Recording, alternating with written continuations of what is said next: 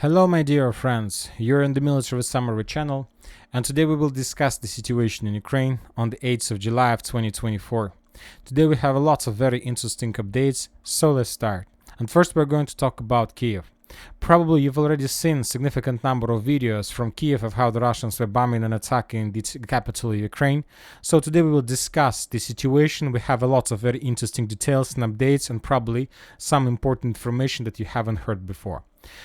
So everything in Kiev, everything in Ukraine regarding this missile strike started not today, not this morning, not the previous night, but probably everything started yesterday in the evening, when the president of Ukraine, Zelensky, received probably some interesting reconnaissance or intelligence information from his special services about upcoming Russian massive missile strike. And yesterday in the evening, Zelensky decided to leave Ukraine and he moved to Poland, where today he had a lot of meetings with different, let's say, important persons of this country, with different Ukrainian authorities. Now let's return back to Kiev. So after Zelensky left Ukraine, the Russians launched the first missile strike, and this is the map in front of your eyes, the map of the first missile strike that took place somewhere between 1st a.m. and 3 a.m. of the local time. As you can see, during the first wave of attack, the Russians were using just a small amount of missiles, few cruise missiles and few ballistic missiles. And most likely, according to this map, the Russians were using reconnaissance missiles with the purpose to discover the Ukrainian air defense systems or to force the Ukrainians to reveal their positions of air defense systems. Most likely the Russians managed to do this because after the first wave of attack that ended somewhere at 3 a.m. of the local time, the Russians most likely sent some drone in this area, and the drone was sent to Kiev with the purpose to clarify the received information and to get 100% proofs. Most likely the Russian reconnaissance drone managed to receive 100% proofs, and somewhere at 9 a.m. of the local time the Russians launched the second wave of attack. But during the second wave of attack, the Russians were using significant number of different missiles of different types. Later, Zelensky in Poland stated that the Russians were using around 40 missiles. As for the Ministry of Defense of Ukraine, they reported about the work of their air defense, and they stated that the Russians used 38 missiles and that the Ukrainians managed to bring down 30 of 38.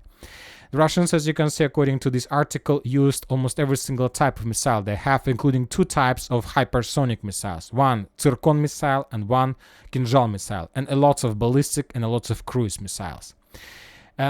What is important about the roads of attack? As you can see, the Russians were attacking Kiev from the north, from the south. The Russians were changing their roads. The Russians were moving to the west, then back to the south.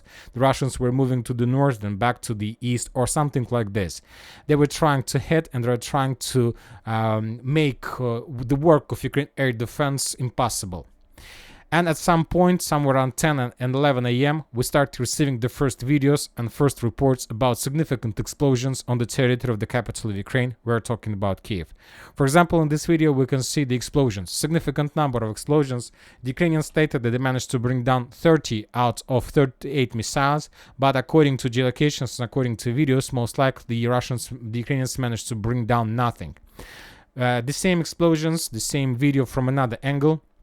A lot of areas of explosions, as you can see, a lot of destroyed buildings, a lot of damage, a lot of consequences, and of course a lot of casualties among civilians. I believe you have already seen the video of another Russian missile strike. As a result of that strike, somehow a building, a hospital with the kids, was damaged or even destroyed. We have this terrible video of how the simple, just regular Ukrainians were trying to help another Ukrainians to survive and to get them out of the ruins of the building that was destroyed as a result of another attack. Of course, this is a terrible situation. We condemn this violence, obviously, but the thing is that after this video that was published, after the situation was completely discovered and revealed, the sources started blaming each other. The Russians were saying that this situation took place because of Ukraine air defense work, that another Patriot system had very bad missiles, and as a result of air defense work, the Ukrainians destroyed or damaged the hospital. The Ukrainians were saying that that attack was made by the Russians, and it was the Russian side who destroyed the hospital. Of course, for now, I'm not sure that anybody knows the truth. I don't think that maybe 2-3 of people who are watching this video do really know exact information, exact situation that took place in Kiev, but 99%, 0.99 doesn't know for sure and can't know for sure what exactly did happen there. The only thing we have is that the videos that were published by the civilians from this territory. But we have lots of very interesting details and geolocations to understand. But let's move step by step. Once again, some sources started providing the videos, and for example in this video we can see the missile itself. This is the missile that, according to the author of this video, hit the building of the kids' hospital. So let's take a look at this video once again. And not this one, but this one. And let's take a look. There was explosions before, and now missile. And some different people started trying to check, to make some screenshots, to pause the moment. And as you can see, this is the missile. And after this photo and video was published, different sources started comparing this missile with different types of missiles, with Patriot missile, with NASAMS missile, with the Russian Ha-101 missile. Of course, some sources reported that arrival in Kyiv when the children's hospital was damaged. Ukraine media claims it is a Russian Ha-101 missile. I dare to upset you, but it doesn't look like Ha-101. It's very similar to pact-3 for the Patriot air defense system. Later, somebody reported that this missile is very similar to NASAMS missile. But the thing is that these missiles have completely different, let's say, angles, different parts. And there are the main difference, of course, in the head part of the missile, because NASAMS and the Patriots, they are very sharp, and Russian missile is rounded. And as for this missile, from this perspective, it seems that the head of missile was rounded. For now, I can't tell for sure what exactly and which missile that attacked the hospital. I don't know this, but we can discuss the geolocations of the strikes. So once again, let's return back to geolocations, to the videos.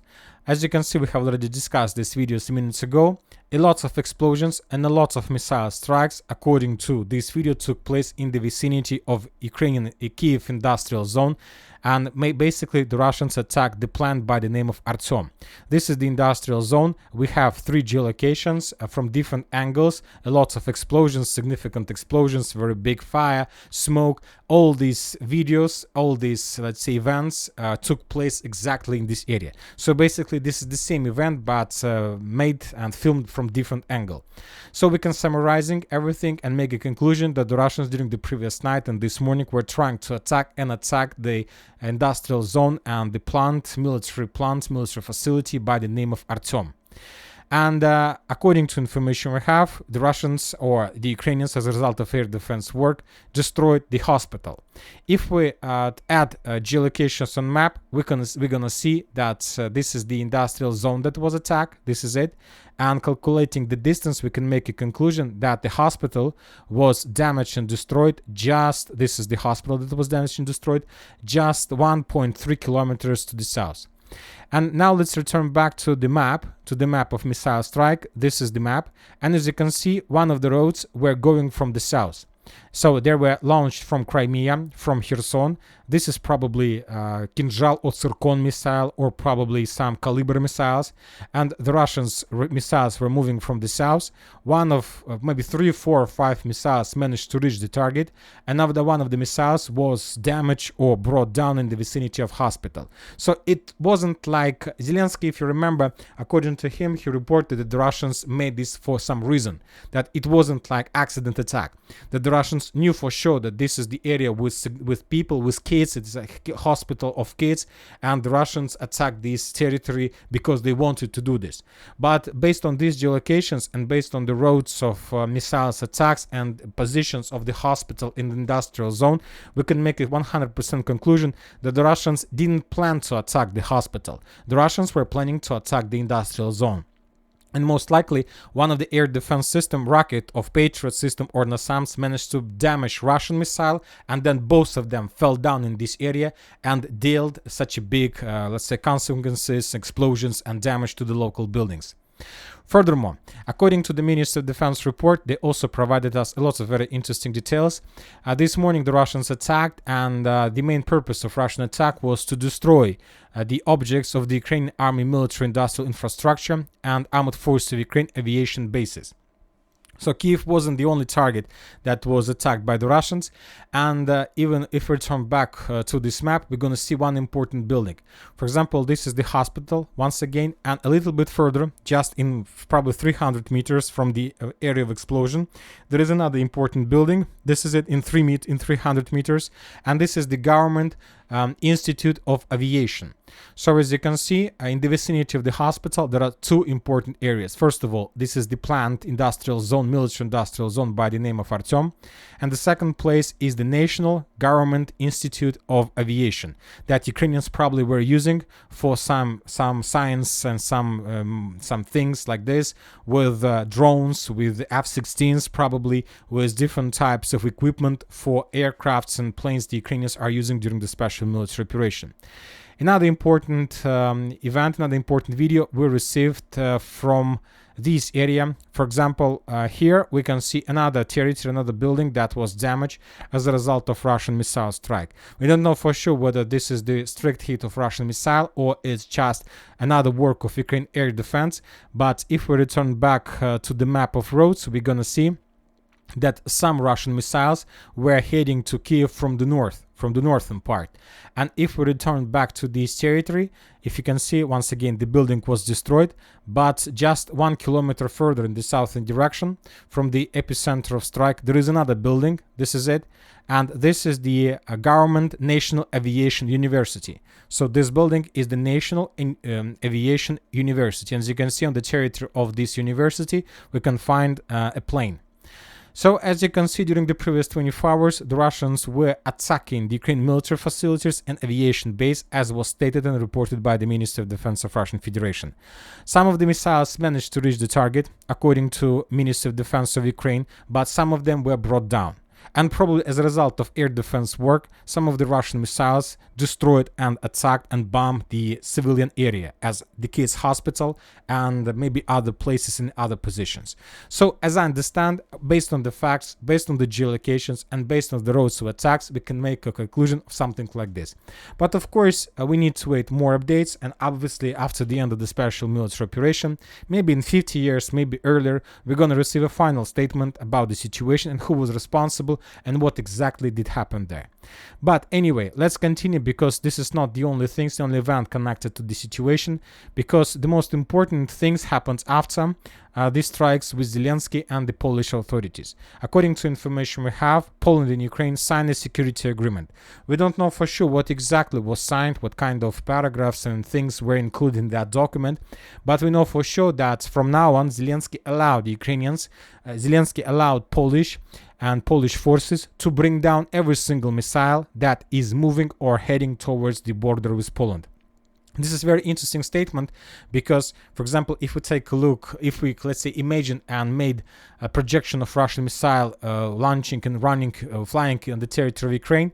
So let's say if Russian missile moves like this, for Polish authorities, for military Polish authorities, it means that this missile is heading towards the territory of Poland, and that's why they can, let's say, start attacking and making attempts to bring this missile down from the area of the southeastern Poland or something like this. So for now, they, after this signed agreement, they can do this, let's say, and they will do this. Furthermore, we got additional update according to the data about the aircrafts that were in the sky during the day. We got very interesting aircraft that was flying in the southeastern part of Poland.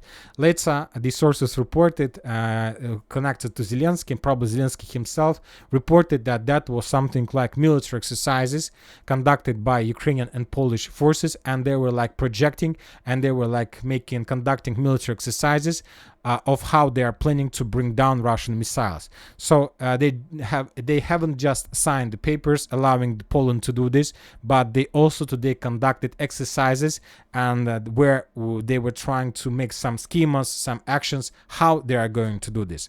So most likely during the next missile strike, the Polish military authorities and Polish aviation forces will bring down the first Russian missiles. So let's wait what is going to be, but obviously this is going to be very interesting. Furthermore, during the previous 24 hours, as stated the Minister of Defense of Russian Federation, they attacked not just Kiev, the explosions also took place in Dnipro. For now, we don't have any geolocations or videos confirming this, just a photo and the statement from the local sources, and we have explosions on the territory of Kryvyi Rog.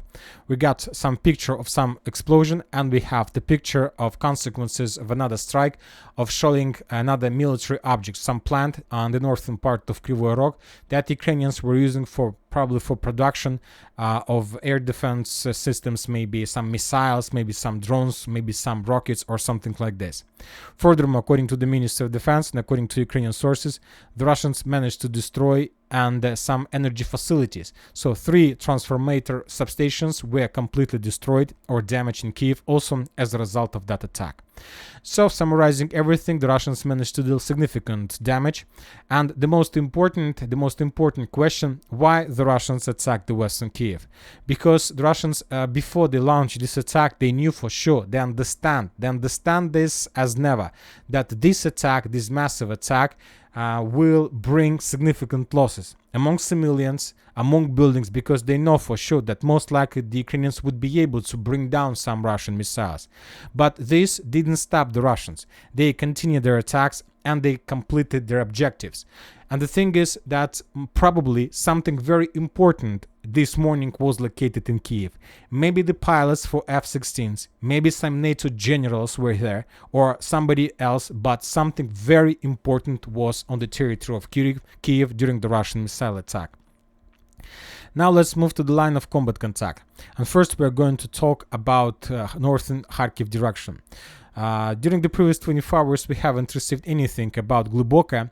The Russian sources published just a video of how they were FPV droning the Ukraine armored vehicles that were located in the northwestern part of the village. And this video we can see a series of FPV drone strikes on Ukrainian infantry and Ukrainian Bradley.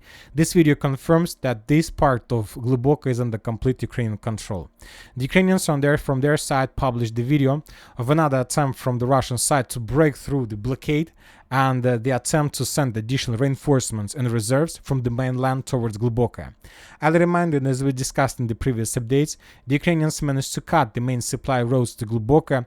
More precisely, one supply road was cut by the Ukrainians and another one was blocked by FPV, so they established something like complete FPV control, FPV drone control. And now the Russians in Gluboka are blocked, they're encircled, it's like something like operational encirclement. They still have possibilities to send additional reinforcements and reserves, but obviously all these attempts are connected with very high losses. So let's wait for additional updates because I'll remind you that tomorrow the NATO summit in Washington begins, and most likely starting of this evening and starting or tomorrow, we're going to stop receiving any updates, at least from the pro-Ukrainian sources, about any changes on the ground. If we're going to see some changes on the ground, obviously they will be just about the Ukraine progress, not about the Russian. Now let's move to Burgovatka, Staritsa. The Ukrainian sources reported, the Russian sources reported, that Ukrainians conducted few attempts to attack the Russian positions between Staritsa and Burgovatka with the purpose to cut the Russian foothold on the Ukrainian side of Seversky Donets River and to create a cauldron. The Russians reported that they managed to repel every single attack from the forest to the north and to force the Ukrainians to fall back. But obviously this is a very interesting development of the situation.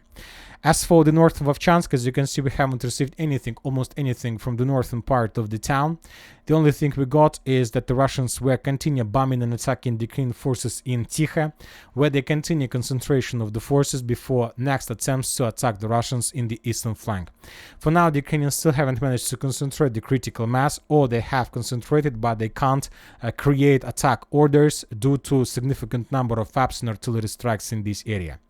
A bit to the south, we got the video how the Russians managed to discover the temporary positions of the 57th Motorized Brigade, and as a result of FAB strike, the headquarters of this brigade was destroyed. Now let's move further, and we are going to the northern Kupiansk direction. As you can see, we received during the previous 24 hours significant number of geolocations, including missile strikes, aviation bomb strikes, and of course regular FPV drone strikes. And we have some progress on the ground. According to pro-Ukrainian mappers, the Russians managed to improve their positions a little bit between Pershatravnevo, Vilshane, and Petropavlovka. So this is the progress by the Russian forces. As for the town of Petropavlovka and this area itself, the Russians were bombing this territory heavily with FAB 250, with FAB 500, with FAB 1500, and of course with FAB 3000. Significant number of explosions. The Russians were bombing the supply roads, the bridges. The Russians were bombing the logistic of the armed forces of Ukraine.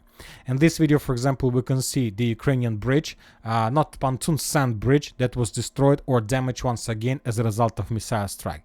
We understand that for now it's not a very big problem for the Ukrainians because sometimes they need 1 hour to restore this bridge, and as you can see, as a result of strike, the bridge wasn't destroyed, it was damaged, but obviously the Ukrainians still have chances to fix it. And once again, this video that we just watched, the Russians destroyed also a bridge. That was the bridge somewhere in the residential area. Now let's move a bit south, further in the southern direction. Some different mappers confirmed additional Russian progress in the vicinity of Peshchane. There are still no updates about further Russian progress to the western part. Most likely there was some progress. We haven't just received updates. Maybe tomorrow we're going to receive some, but maybe not, because Ukrainians will not publish anything about the Russian progress during the NATO summit. But from the other side, we continue receiving updates, or we start receiving updates of how the Russians were bombing and attacking the Ukrainian logistic to the north of Peshchane breakthrough and to the south of the same breakthrough. And as you can see, according to this video, the Russians were bombing the intersection of the roads, with the purpose to ruin the Ukrainian logistic in the north, and the same story in the south.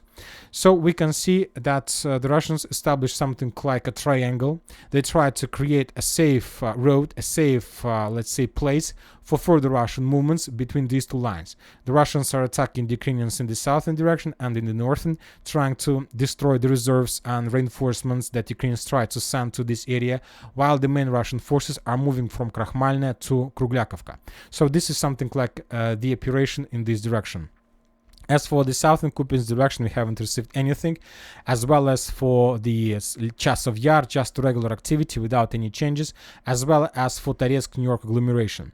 We haven't received anything, just some updates, some video confirmations of additional Russian strikes, explosions, let's say artillery strikes, and nothing more. The same story about the southern part of New York. We haven't received anything. Probably there was a progress, but the Ukrainians haven't provided us any updates. As for the western part of Avdiivka, today, according to different mappers, the Russians managed to improve their positions a little bit in the vicinity of Sokol, and some sources reported that the Ukrainians abandoned their positions in Evgenivka completely, and that this village is under complete Russian control. But on the other hand, we received today, for example, a lot of videos of how the Ukrainians were counterattacking the Russian forces with Bradley. On this video, we can see another Ukrainian attempt with Bradley of 47th Mechanized Brigade to counterattack positions, but as you can see, according to mappers, this territory is already under Russian control, so that means that either this territory is not under Russian control or as a contested area. So as a result of another series of FPV drone strikes, few more Bradleys were destroyed in this direction.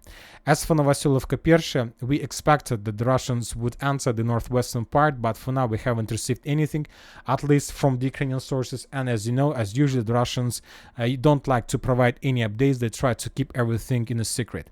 Anyway, we got reports that the Russians have blocked completely the main supply road between Zhelana and Novosilovka-Pershe. So this road was blocked by the Russians completely, and this information was confirmed by different sources. As for Krasnogorovka, we have additional progress on the ground. According to pro-Ukrainian sources, this small block was captured by the Russians as a result of clashes during the previous few days. As for South Donetsk direction, we haven't received anything. The only interesting thing we have is the satellite picture of the South Donetsk direction. This is like the area between Novomikhailivka, Konstantinovka, Kurakhova. So in front of your screen, the map, the picture of this territory before the special military operation. As you can see, lots of fields, lots of areas that were used by the Ukrainians and probably the Russian support forces in agricultural purposes. And in the second half of the video, we can see the line of combat contact. So this territory, nobody used this territory, neither the Russians nor the Ukrainians. And now we can see the difference between the situation in Ukraine before the special military operation and the current. So this is the dead zone, obviously. Now let's move to Zaporozhye direction. We haven't received anything, but very interesting videos are coming from Kherson territory. The Russian sources and the Ministry of Defense of Russian Federation today reported that as a result of, let's say, missile strike, the Russians also managed to destroy 3 HIMARS systems. And we were waiting for this video. And today the Russians published this video, and in this video we can see the 3 Ukrainian HIMARS systems that were taking their positions before launching missile strike in Crimean direction or in the southern Kherson direction, but the Russians didn't allow them to do this, and as a result of Iskander strike, the 3 HIMARS systems were destroyed. So at least the author of this video reported about that during this video, or at least this is his opinion about the situation in this video. Also, the most important thing that I would like to discuss with you also is the journey of Viktor Orban. Currently, this is very important, probably one of the most important political events. I'll remind you that first Viktor Orban a few days ago visited Kiev and he had a meeting with Zelensky.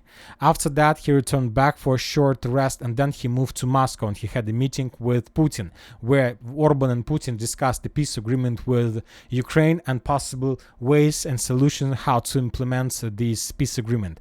Now we have report that today Viktor Orban arrived in China and he had a meeting with Xi Jinping. We have the video of the meeting, and they discussed with Xi Jinping probably the peace plan of Ukraine that was confirmed and discussed with Vladimir Putin, and that was discussed with Zelensky. And after the meeting with Xi Jinping, according to information we have, Viktor Orban is heading to Washington, the United States of America, where he is going to have the meeting probably with Joe Biden or with somebody else, and most likely he will provide the final solution that was confirmed with approved by Putin, by Xi Jinping, and maybe the solution that Zelensky also heard. The only thing that today Zelensky stated that Orban doesn't have any right to represent Ukraine in all these negotiations. Only the United States of America or European Union can represent Ukraine in any negotiations with Russia and China. So very interesting trip, very interesting journey all over the world. Obviously soon we're going to receive updates about the situation. And that's it for today. Military Summer Channel reminds to condemn any violence in the world. Thank you for watching. Subscribe to my channel, put your likes, join my Patreon, and have a good day. Bye bye.